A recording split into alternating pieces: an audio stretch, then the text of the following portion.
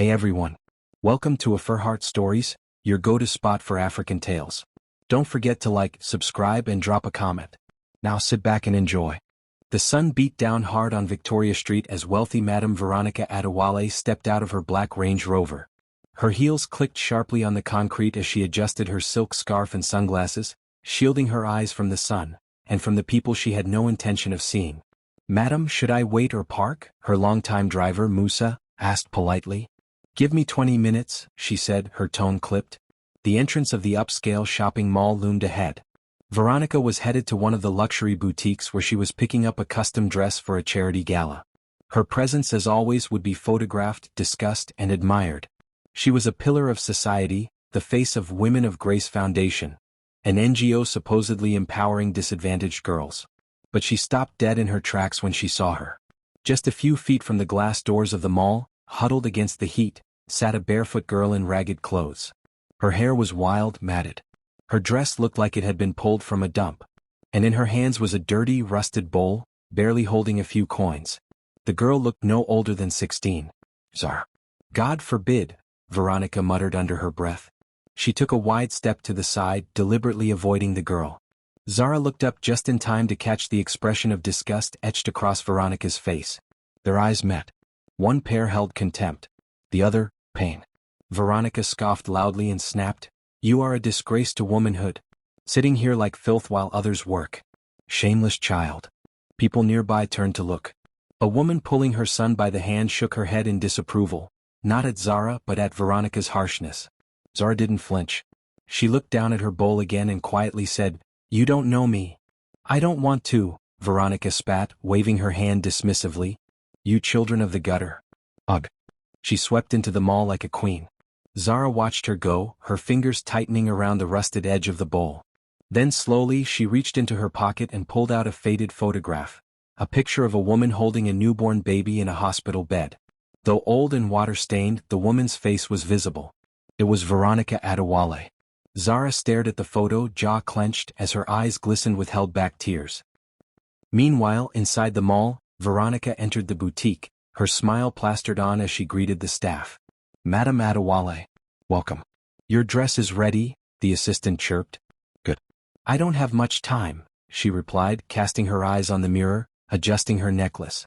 But no matter how hard she tried, she couldn't shake the image of the girl outside. There was something disturbingly familiar about her face, those eyes, that expression. Outside, Musa had left the car engine running and was watching Zara from the rearview mirror. He frowned. He'd seen that girl a few times near the market and at the church gate, always silent, always alone. But today, when Madame Veronica reacted like that, something tugged at him. And when the girl looked up, there was something in her face, maybe her nose or the curve of her jaw. It reminded him of someone. He shook his head. "It can't be," he whispered. But the seed of suspicion had been planted. Back on the pavement, Zara wrapped the photograph back into her cloth and tucked it carefully inside her small nylon bag. Her stomach growled painfully, but she ignored it. Just then her friend Bola, a lanky teenage boy with bright eyes and a chipped tooth, ran up to her, waving a plastic bottle filled with water. "I got water from the mosque," he said, panting. "Drink before you faint." Zara took the bottle, whispering a soft thank you before sipping. "What happened?" Bola asked, noticing her unusually quiet demeanor. "That woman again," she replied, her voice low. Bola followed her gaze to the mall doors. "And that fine woman? I saw her shouting. You know her?" Zara didn't answer. She was staring into the distance. Bola huffed. "Rich people, they think we are trash. One day God will shock all of them." Zara finally looked at him, eyes heavy with a secret she didn't dare speak. "What if one of them was your blood?" Bola frowned. "What do you mean?" Zara hesitated. Then she pulled out the photograph again, letting him see it for the first time. "That woman in the picture, that's her," she said quietly. Bola's eyes widened. "Zara, you serious?" Zara nodded.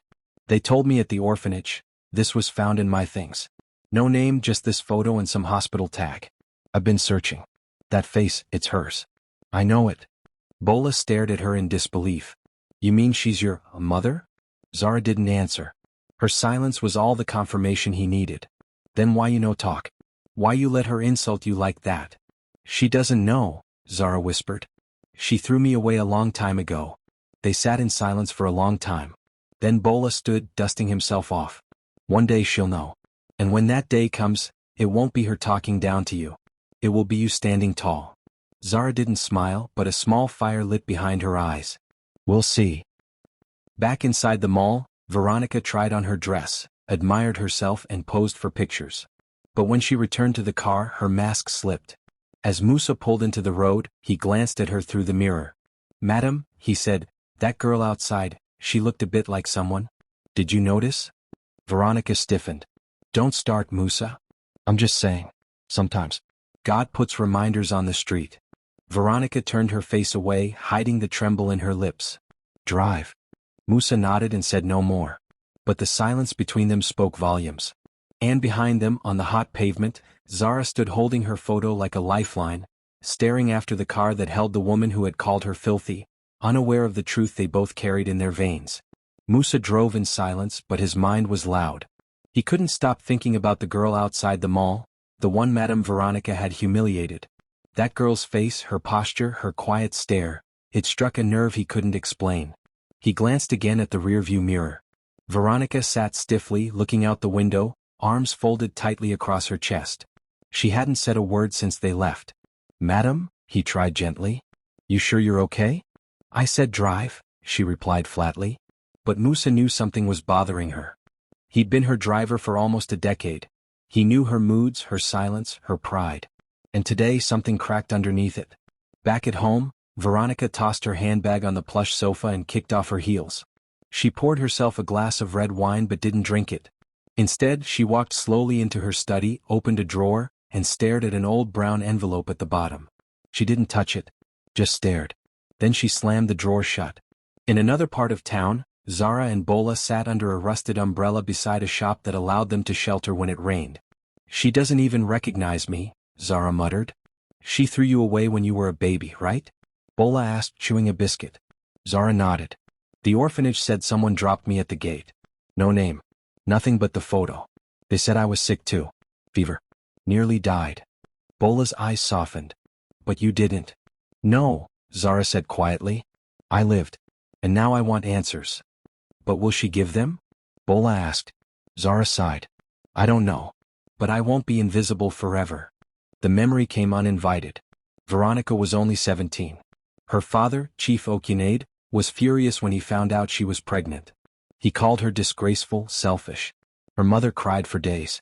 In their home, reputation was everything. Do you know what you've done to this family? Her father roared. I didn't mean. You'll have that child in secret and it'll be given away. Do you hear me? No one must ever know. Veronica had no say. She was whisked away to a village hospital outside Lagos. No visitors, no phone, just shame and silence. When the baby came, Veronica barely looked. A nurse whispered gently, she's healthy, beautiful, and she has a birthmark, see? Pointing to the small star-shaped blotch on the baby's right shoulder. But Veronica turned her head. I don't want to see her. The next day, she signed the adoption papers under pressure. She never saw the baby again. Back in the present, Veronica paced her bedroom like a storm. She kept seeing the girl's eyes, Zara's eyes. That same quiet intensity. She sat on the bed, pulled out her drawer again and this time opened the envelope. Inside was the hospital discharge paper, and the photo of her holding the baby. A nurse had taken it against her wishes. The baby's face was blurred. But Veronica could never forget the feeling. The weight. The guilt. And now, she feared the past had returned. Zara's life wasn't made of choices. It was made of survival. She woke at dawn under the bridge, clutching her nylon bag. The sound of early buses and murmuring vendors told her it was morning. Beside her, Bola slept with one leg resting on a torn backpack. Zara got up quietly and walked down to the street to clean windshields. It was dangerous, drivers could be cruel. But she had to eat. Take this, said one driver, handing her 200 Nigerian nairas. Go buy bread. Zara whispered a thank you and returned to Bola. She tore the bread in half. Eat. Bola rubbed his eyes. I'll take my share later. No. Eat now. They ate in silence. Later that day they sat near the market square where Zara secretly watched the private school on the next street. Girls in neat uniforms laughed and carried backpacks. Zara stared, imagining herself among them. You do this every week, Bola muttered. I wonder what it feels like, Zara said. To have a uniform. A pencil case. Homework. You'd crush them all with your brain, Bola grinned. You're smarter than those spoiled brats. Zara smiled faintly. Then her gaze shifted to the boutique down the road, the one Madame Veronica had walked into. Her fists clenched unconsciously. I'm not done with her, she said softly. Back at the Adewale mansion, the kitchen was buzzing. Did you see how Madame behaved yesterday? Whispered Auntie Peace, the housekeeper, while washing dishes. With that girl? Replied Ife, the younger maid. I was embarrassed. People were watching. She's been different lately, Auntie Peace murmured. Since her last visit to her parents' village. Musa, who was polishing the car outside the kitchen window, paused subtly to listen. Auntie Peace continued, lowering her voice. I heard Madame had a baby before her marriage. Ife gasped. You're lying. I swear. I've seen the photo. Small baby, Madame in a hospital bed. I saw her take it out once when she thought no one was around. Where's the child now? Given away. Long ago. Her husband doesn't even know. Musa's hand froze. His heart pounded. Could it be? That night he waited until the mansion was quiet. Then with careful steps he approached the trash can near Veronica's study. A torn envelope peeked out. It was damp, but a paper inside still had readable ink. Ajigunal Women's Clinic, March 15, 2008. He read it twice, and felt his gut twist. Meanwhile, Bola returned from running errands to find Zara scribbling furiously on scraps of newspaper. What's that? Names? Dates? The hospital in the photo. I think I found it. You want to go there? She nodded. You're going to the past, Z. I need to. Because it never really left me. The heavy rain came without warning, falling in torrents as if the heavens themselves sought to cleanse the earth. Zara sat beneath her umbrella on the same street corner, shivering from hunger and the cold. She had wrapped her shawl tightly around her thin frame, but it did little to protect her from the relentless downpour. She watched as people rushed to their cars trying to avoid the storm. Her heart ached with envy as she saw them, dressed in warm clothes, laughing, safe. But then she saw her. Veronica's sleek black car approached the curb, the tires skimming through the puddles with a dull roar. The windows were tinted, but Zara could still see the faint outline of Veronica, her face as impassive as ever. Veronica's driver pulled to a stop, and Zara felt a pang of anger followed by a strange sense of nostalgia. The rich woman's face held no trace of recognition as she stepped out of the car. The disdain in Veronica's gaze, however, was unmistakable. Zara stood from her spot, deciding then and there to face the woman she had long kept in the corners of her heart. Excuse me. Zara called out, her voice shaking with a mixture of defiance and hope. Veronica turned, a look of irritation crossing her features. What is it now? She snapped. Zara stepped forward, shivering uncontrollably. Do you remember me? Do you know who I am? Get away from me, you filthy beggar. Veronica barked. You're nothing but a disgrace. The words hit Zara like a slap, but she didn't back down. She stepped closer, letting the rain drench her face. Then, as if to prove a point, her shawl slipped from her shoulders. Veronica froze. The birthmark. The one Veronica had seen 17 years ago. The same one Veronica had hoped to forget. Zara's right shoulder, barely visible under the damp fabric, revealed the mark. The same distinct shape of a star, faded but still there. Veronica's face turned ashen. Her eyes locked onto the birthmark and her mouth went dry.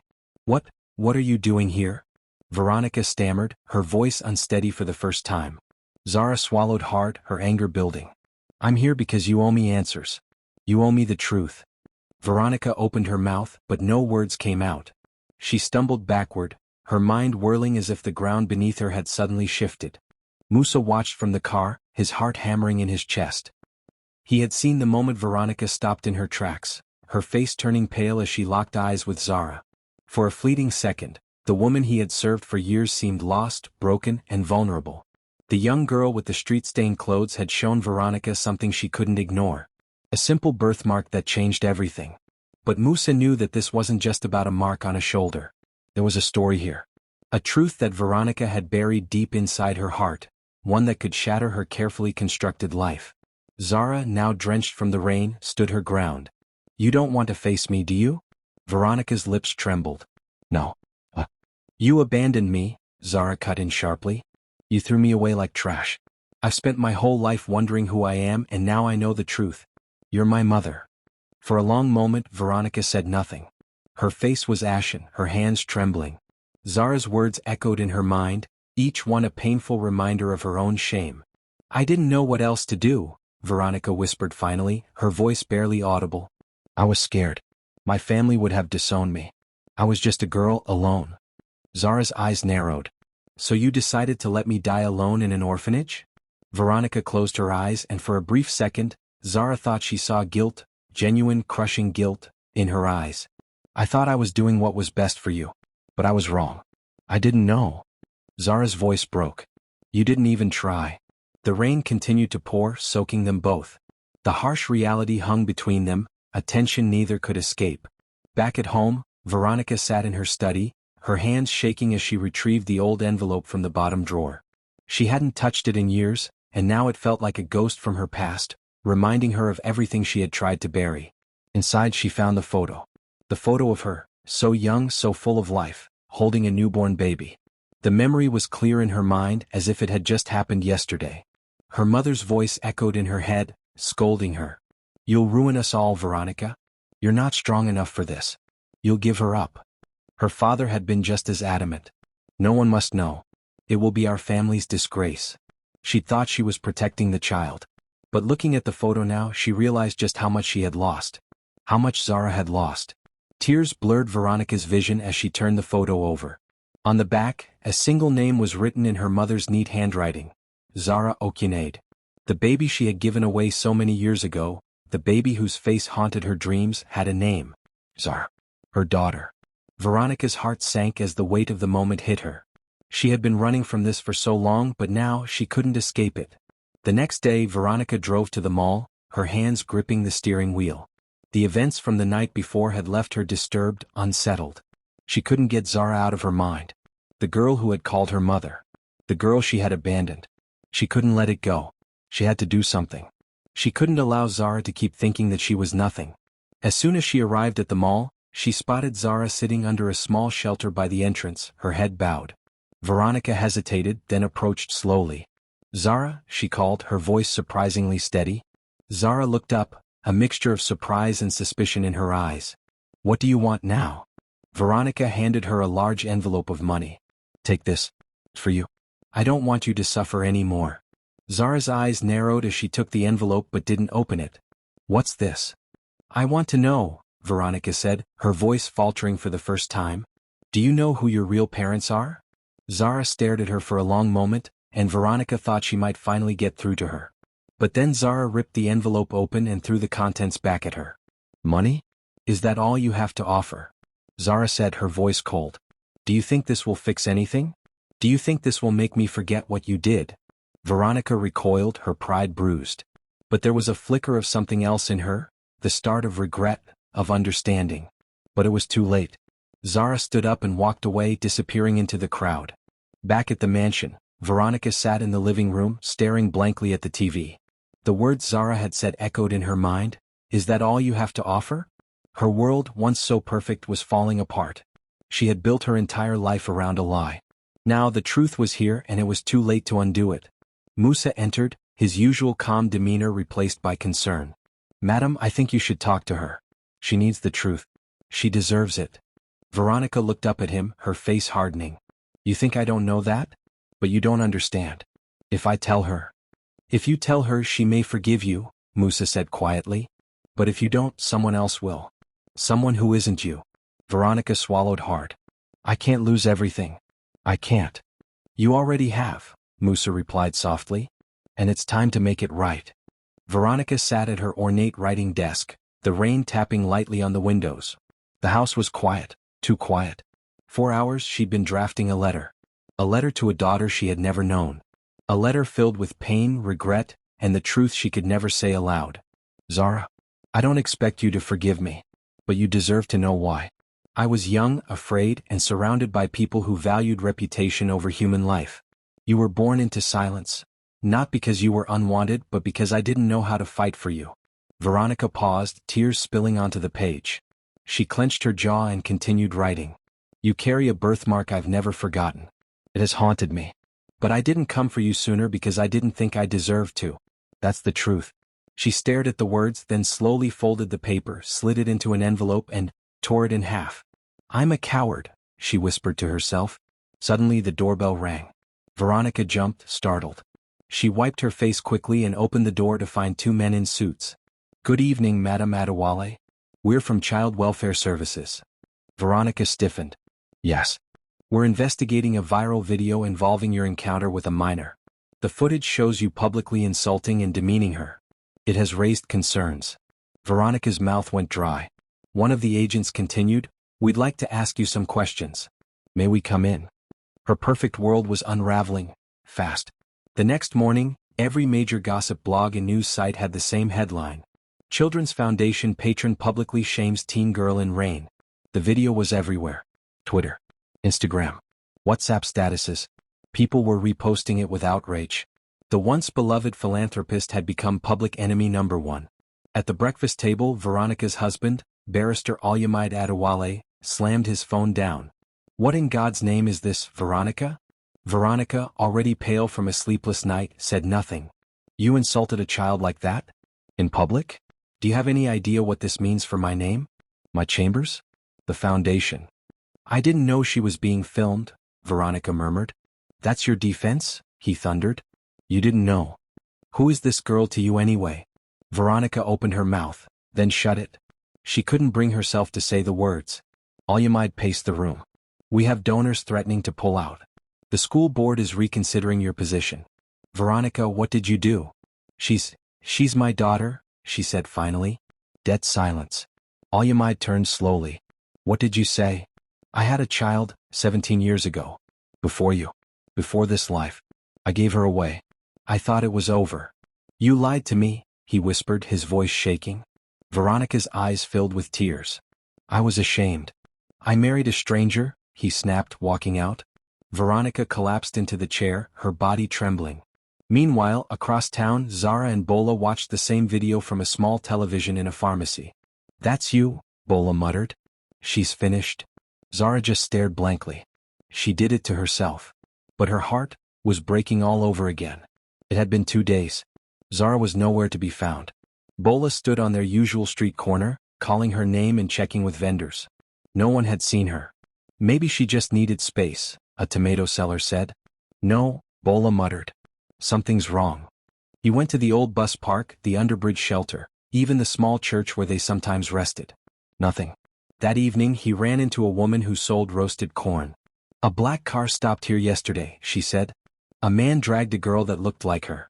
She screamed. Bola's heart dropped. Which way did they go? I don't know. But it didn't look right. Panicked, Bola ran to Musa. Uncle Musa, please. Zara's missing. Musa's eyes widened. What? When? Bola explained everything, trembling. Musa didn't hesitate. Get in the car. Together they searched the area, stopping to ask questions. After hours of driving and piecing together clues, a frightened teenager at a junction whispered, I think I saw her. They went toward the abandoned warehouse near the canal. Musa's hands tightened on the steering wheel. Hold on, Zara, he whispered. We're coming. The warehouse was dark, rusted, and silent, except for the soft, barely audible groans coming from inside. Musa and Bola pushed the door open, and the smell of damp wood and motor oil hit them instantly. They found her near a stack of broken crates, Zara, bleeding from her forehead, one arm twisted unnaturally, clutching a soaked photograph in her free hand. Zara? Bola cried, rushing to her. She blinked weakly. Be Bola? It's me, he whispered, sobbing as he held her hand. You're safe now. We're here. Musa dialed Veronica, voice urgent. She's here. She's hurt. Veronica's scream echoed through the phone. 20 minutes later she arrived at the warehouse, breathless. The moment she saw Zara, her legs gave way. No, she choked out. My baby. The ambulance arrived moments later. As they lifted Zara onto the stretcher, she clutched the photo tighter. Veronica followed, hand trembling, unable to believe how close she'd come to losing the girl she'd abandoned. Inside the ambulance, Veronica sat beside her, brushing her hair back gently. Zara opened her eyes weakly. Why did you come? Because I love you, Veronica whispered. You don't even know me. I want to. Please, let me try. Zara's eyes closed again, the photo still in her hand. The clinic smelled of antiseptic and whispers. Zara lay still in a small hospital bed, her wounds bandaged, her breathing slow but steady. Veronica hadn't moved from the chair beside her in hours. When Zara finally stirred, she blinked into the light and whispered, "Water?" Veronica rushed to pour some from the jug. She held the glass to Zara's lips, her hands shaking. "Careful," Zara muttered. Veronica gave a soft, tearful laugh. "Still stubborn." Zara looked at her carefully, trying to read the woman's face. "Why are you here?" she asked flatly. Veronica took a deep breath. "Because you're my daughter." Zara's face froze. "I didn't believe it at first," Veronica continued. "But then I saw your birthmark. I saw the photo. And then I saw you. Truly saw you." "You left me," Zara said. "I know," Veronica whispered, her voice cracking. "And I live with that pain every day. But I want to make it right, whatever that means for you." Zara pulled the photo from her bedside. This is all I had." Veronica reached into her handbag and pulled out the identical copy. They stared at both photos, the same woman, the same baby. Tears streamed down Zara's face. "Are you really my mother?" Veronica knelt by the bed, sobbing. "Yes. And I'm so sorry." Zara didn't move. She didn't hug her. But she didn't turn away. For now, that was enough. Zara sat in the clinic bed, the sterile room silent except for the beeping of the heart monitor and the sound of her shallow breaths. Veronica was sitting beside her, her hands clasped tightly in her lap. The air between them was thick with unresolved emotion. The events of the past few days, of the discovery, the confrontation, and the revelation of the truth, had weighed heavily on both of them. Zara was exhausted, her body bruised and battered from the ordeal in the warehouse. But the emotional scars were deeper, far more painful. She stared at the window where rain pattered softly against the glass. Veronica cleared her throat, trying to find the words, but they wouldn't come. She was afraid of the anger she saw in Zara's eyes, afraid that the daughter she had abandoned would never forgive her. "Zara, I know you must hate me," Veronica said softly, her voice trembling. "I don't expect you to forgive me. I know I've hurt you more than anyone else ever could. But please give me a chance to explain. I wasn't strong enough then. I wasn't ready." Zara's eyes glimmered with unshed tears, but she remained silent. Veronica reached for her hand, but Zara pulled it away, turning her face to the side. "You left me," Zara said, her voice raw and heavy with emotion. "You left me like trash. I was a baby. I didn't have a voice. And you just handed me away. I was nothing to you." Veronica's heart broke at the words. She hadn't been prepared for the depth of Zara's pain. She had spent years living in denial, believing that she had done what was best, but now she understood that her decision had never been about what was best for Zara. It had been about what was easiest for her. "I was scared," Veronica whispered. "I was young and my parents, they told me it was the only way. I didn't know how to raise a child. I thought you'd have a better life without me." Zara shook her head. "You didn't even try. You didn't even fight for me." "I tried in my own way," Veronica said, her voice desperate. "I wanted to come back for you. But I was too ashamed. I thought I couldn't." "You didn't want to," Zara interrupted, her voice sharp with bitterness. "You didn't want me. I wasn't enough." Veronica's eyes filled with tears. "No, Zara. I wanted you more than anything. But I was weak. I was too selfish to fight for you. I thought I could live without you, but I can't. I'm sorry. I am so sorry." Zara turned her face away, but Veronica could see the tears glistening in her daughter's eyes. "I hate you," Zara whispered, barely audible. Veronica nodded, her heart heavy. "I understand. I hate myself too." The silence that followed was suffocating. Veronica sat there, waiting for the moment when Zara might finally speak again. But for now there was nothing to say. The damage had been done and it was too late to undo the past. The days that followed were a blur of hospital visits and tense, awkward silences. Zara was recovering physically, but emotionally she was still a shell of the person she had been before Veronica's arrival. Veronica had been there every day, sitting by her side, offering words of comfort, but Zara wasn't ready to hear them. And then one day Veronica's husband, Alyamide Adewale, arrived at the clinic. The tension between them was palpable from the moment he entered the room. Alyamide was a tall, imposing figure, dressed in his usual tailored suit. His eyes narrowed when he saw Veronica sitting by Zara's bedside, her face etched with guilt. "Veronica," he said stiffly. "We need to talk." Zara looked between the two of them, confusion flickering in her eyes. She hadn't seen Alyamide since that fateful night when the scandal broke. He had been furious, angry at her for everything she had kept hidden. And now here he was, demanding answers. "I think we've talked enough," Veronica said, standing to face him. What more do you want from me? Olyamide's jaw clenched, and for a moment he was silent. Then, in a voice that was almost too quiet, he said, I want the truth. I want to know why you lied to me. Why you kept this secret for 17 years. Veronica lowered her eyes. I didn't know how to tell you. How could you not tell me? Olyamide's voice rose, anger flashing in his eyes. This is our family. Our life. And you kept this from me. Zara sat up in bed, her voice shaky. So what? What does it matter now? I don't belong to either of you. Olyamide's gaze shifted to her. You do belong to us. You're my wife's daughter. And you deserve to be treated as such. Zara shook her head. I don't want your pity. I don't want either of you. You think a few words, a little money, can fix everything? I've been on my own for years. And I don't need either of you to fix me. Olyamide opened his mouth to respond, but Veronica cut him off. She's right, she said softly. Zara doesn't need our pity. She needs the truth. And she needs time. Time to decide what she wants from us. The room grew heavy with silence as Olyamide took in Veronica's words. He looked at Zara one last time before turning to leave. But before he left the room he paused. I don't know if I can ever forgive you, Veronica, he said quietly. But for Zara's sake I will try. With that he was gone. Zara turned to Veronica, her expression unreadable. So now what? Now that everything's out in the open, what happens? I don't know, Veronica admitted, her voice trembling. I can only hope that one day you'll forgive me. Zara said nothing. She just turned her gaze to the window, watching the rain fall.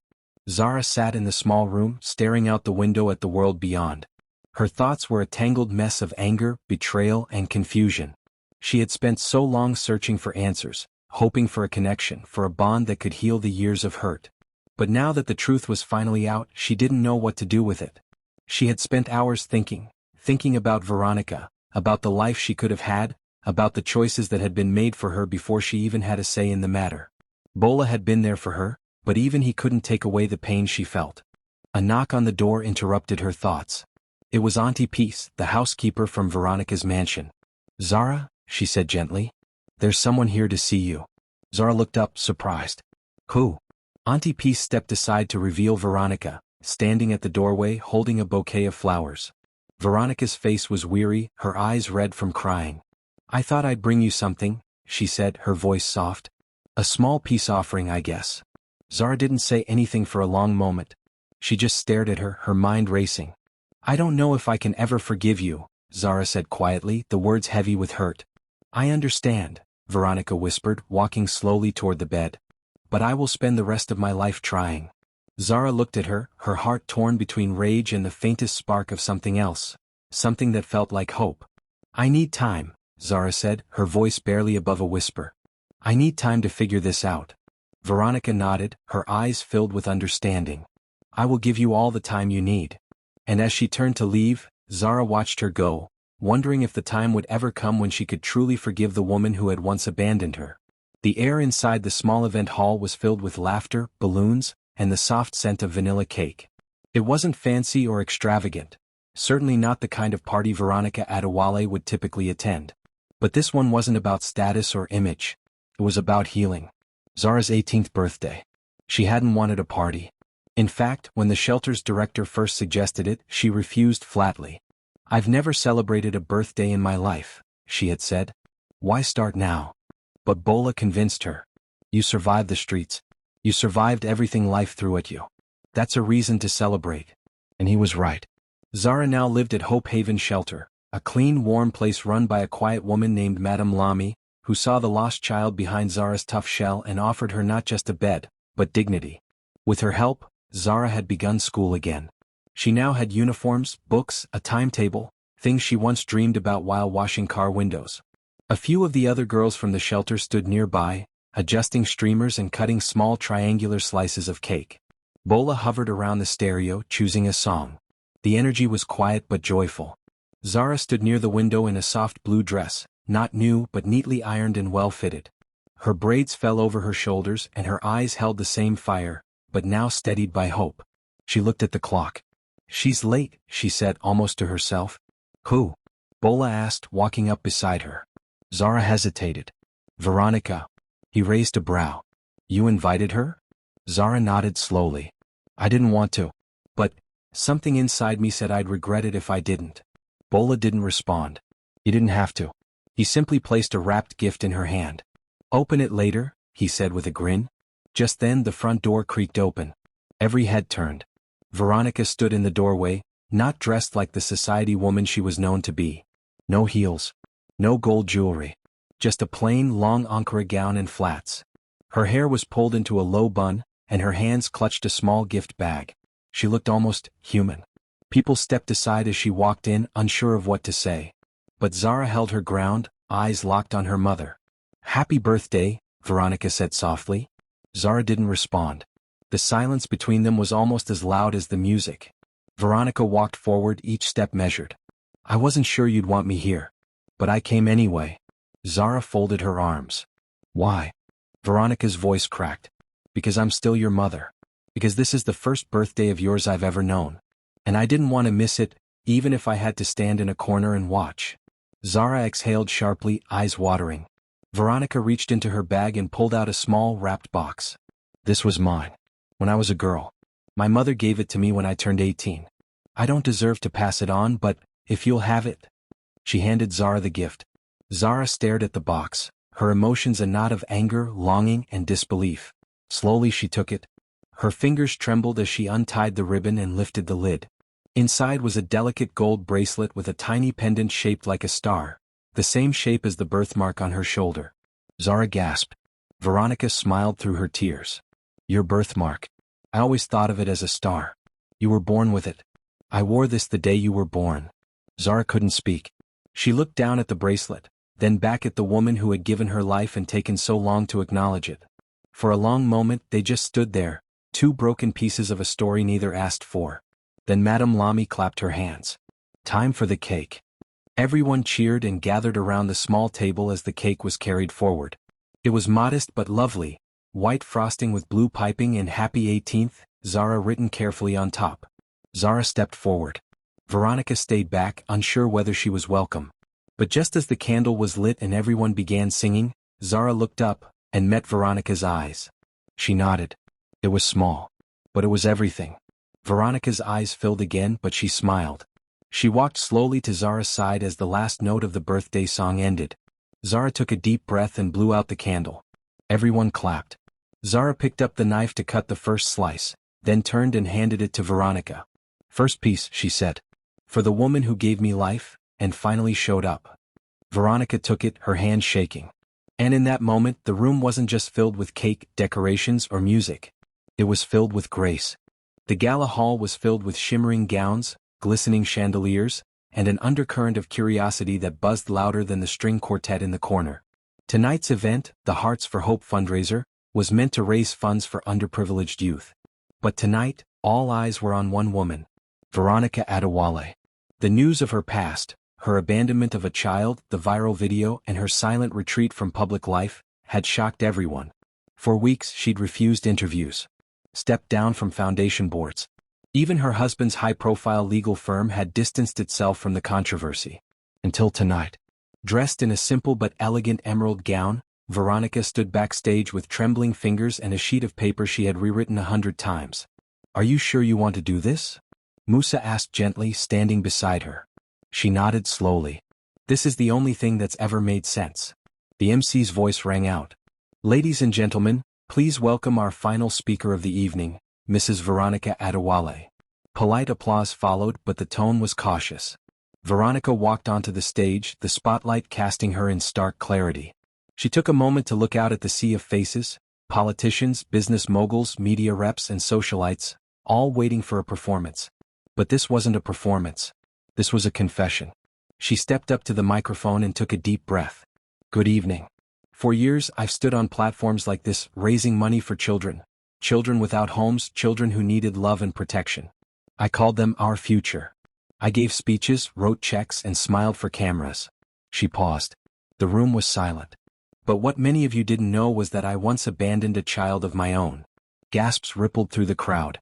"Yes," Veronica said, her voice unwavering. "When I was 17 I became pregnant. My parents were powerful and they were ashamed. They sent me away to deliver the baby in secret, then forced me to give her up. I was too weak to fight. She swallowed hard. For years I buried the memory. I convinced myself it was for the best. That she'd have a better life without me. That I wasn't fit to be her mother. I told myself so many lies, because the truth was too ugly to face. The audience was frozen, some stunned, some leaning in closer. But months ago I saw her again. Not in a school. Not in a hospital. On the street. Begging. Hungry. And when I looked into her eyes, I felt something I hadn't felt in years. Guilt. Recognition. Love. Her voice cracked, but she pressed on. I mocked her. Publicly. Brutally. Because I was afraid of what I saw in her. Because I saw myself. Tears filled Veronica's eyes. She looked toward the middle of the audience, where Zara sat. Dressed in a modest purple gown, her hair in neat braids, Zara stared back.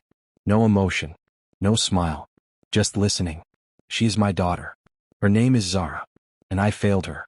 I failed her every day for 17 years. But today I stand before all of you not as a society woman or a philanthropist, but as a mother begging for grace. A murmur swept across the hall. Cameras were now flashing. Reporters scribbled notes. Veronica took a step forward. I'm not asking for applause. I'm not asking for redemption. I am asking the young girl I once abandoned to know that I see her now, that I love her, and that I will never stop trying to earn the right to be in her life. She turned, gesturing toward Zara. She saved me. Another murmur. Some stood. Some teared up. Zara looked down, then slowly stood from her seat. The crowd parted as she made her way to the stage. Veronica's hands shook as she watched her climb the steps. She didn't know what would happen. Would Zara walk past her? Slap her? Embrace her? But as Zara reached the top step, she did something no one expected. She walked directly to Veronica and placed a hand on her shoulder. The room held its breath. Zara took the microphone, her voice clear.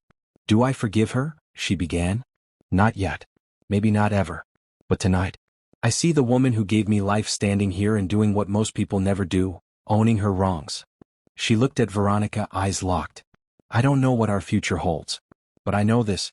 I'm not invisible anymore. And that's a start. The applause began softly, then grew. People rose to their feet, one by one. Not just for Veronica, but for Zara. For the girl who had survived. For the truth that had finally been spoken. Later that night, outside the gala, Zara and Veronica stood by the waiting car. You didn't have to stand beside me, Veronica said quietly. But you did. I didn't do it for you, Zara replied, adjusting her shawl. I did it for me. For the girl who sat in the rain, being called a disgrace, by her own mother. Veronica lowered her head. But, Zara added, maybe one day I'll do it for us. Veronica looked up, her eyes glistening. I'll wait as long as it takes. Zara gave the faintest smile and walked to Bola, who was waiting at the sidewalk. Veronica watched her go. This time, she didn't look away. She didn't run. She stood there. Seeing her daughter. Truly, fully, seeing her. Liked it? Thumbs up, subscribe and join the AfriHeart fam. Your support fuels our stories. Until next time.